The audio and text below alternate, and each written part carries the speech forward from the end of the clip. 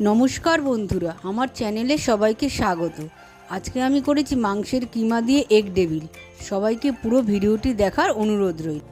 মাংসের কিমা দিয়ে ডেভিল করার জন্য আমি এখানে 250 গ্রাম চিকেন ভালো করে পেস্ট করে রেখেছি মিক্সিতে, আর সামান্য একটু জল দিয়ে মেখে রেখেছি। আর এখানে নিয়েছি 3 পিস ডিম, মানে হাফ ফালি করে নিয়েছি, 6 পিস হয়েছে। আর এখানে নিয়েছি পেঁয়াজ কুচি, লঙ্কা কুচি, আর এখানে একটু নিয়েছি গরম মশলা, আর এখানে আদা রসুন বাটা। তো চলুন আমি দেখাই কিভাবে মাংসের কিমা দিয়ে ডেভিলটা করি। এখানে আমি একটা কড়াই বসিয়ে নিয়েছি, কড়াইতে একটু তেল দিয়ে দিয়েছি। এবার এবারে একটু জিরে ফোড়ন দিয়ে দিলাম। জিরেটা একটু ভাজা ভাজা মতো করবো। জিরেটা ভাজা হয়ে গেছে, এবার এর মধ্যে আমি দিয়ে দেবো পেঁয়াজ কুচি, লঙ্কা কুচি। এই পেঁয়াজ লঙ্কা কুচিটা দিয়ে দেবো।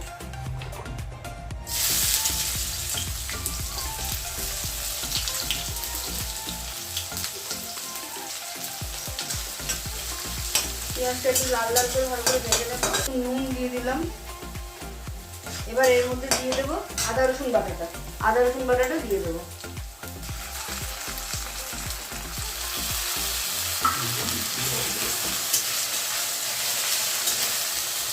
এবার এক এক করে সব মশলাগুলো দিয়ে দেবো।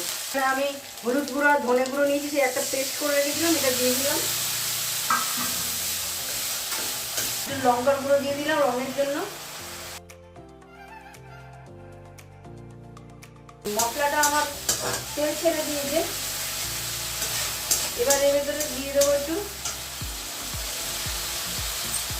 গরম মশলাটা, একটু বেটে রেখেছিল সেটা দিয়ে দেবো। দিয়ে একটু নাড়িয়ে চাড়িয়ে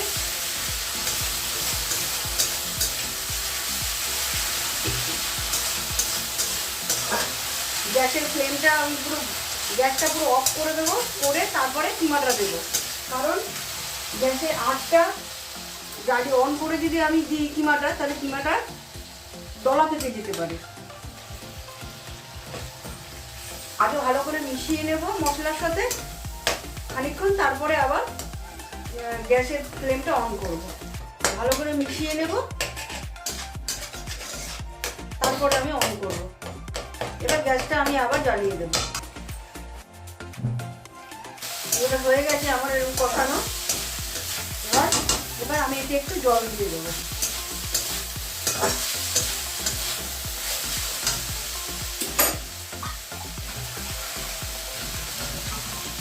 সামান্য একটু জল দিয়ে দিলাম।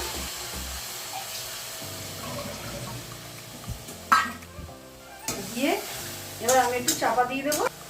এই যে এরকম করে শুকনো শুকনো করে আর একটু হবে, আর একটু আঠা আঠার মতো হবে। আঠালো ভাগ করার জন্য আমি এর মধ্যে একটুখানি ব্রেড ক্রাম্ব দিয়ে নেব। একটু ব্রেড ক্রাম্ব দিয়ে দিলাম।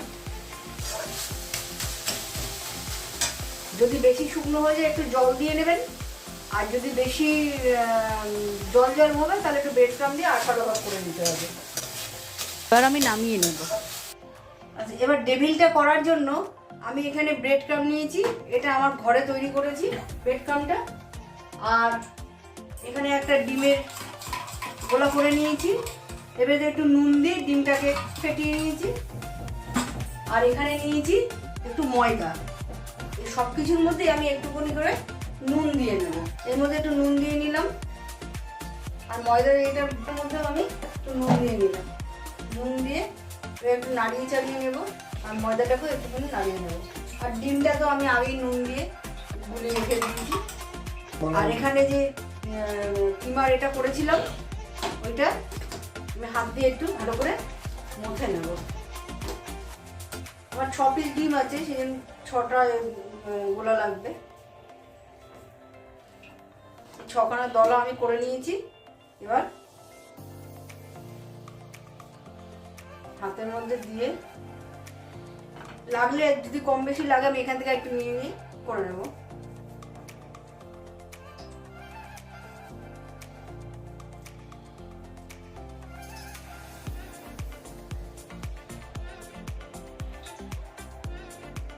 একটা করে ডিম দেব, দিয়ে ভালো করে পুর দিয়ে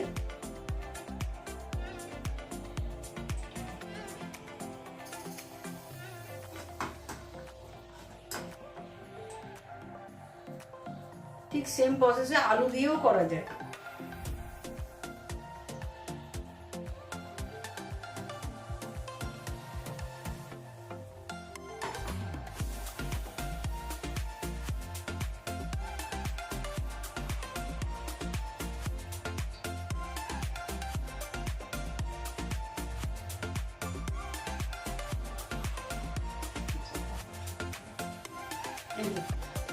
এরকম ভাবে আমি সব কটা করে নেবো।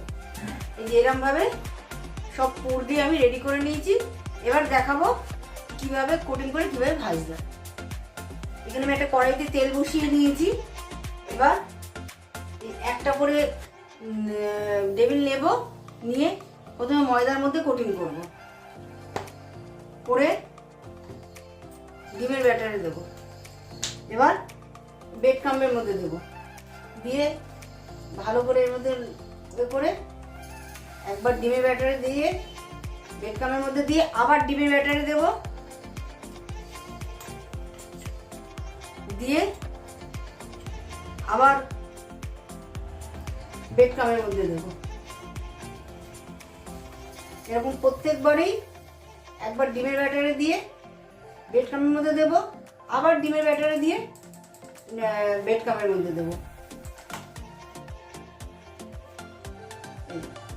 এবার কড়াইতে দিয়ে দেবো।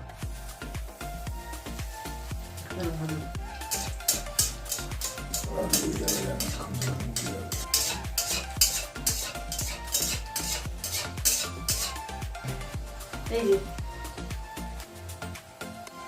এরকম করে সব ভেজে নেব। এই যে এইভাবে আমি টেবিলগুলো সব করে নিয়েছি, করে শসা পেঁয়াজ দিয়ে পরিবেশন করে আপনাদেরকে দেখাচ্ছি। এইভাবে আমি মাংস দিয়ে ডিমের টেবিল করেছি। এইভাবে করবেন, খেতে খুবই ভালো হয় আর খুব অল্প সময়ের মধ্যে তৈরি হয়ে যায়। যদি ভিডিওটা ভালো লাগে লাইক শেয়ার কমেন্ট করবেন। দেখা হচ্ছে নেক্সট ভিডিওতে।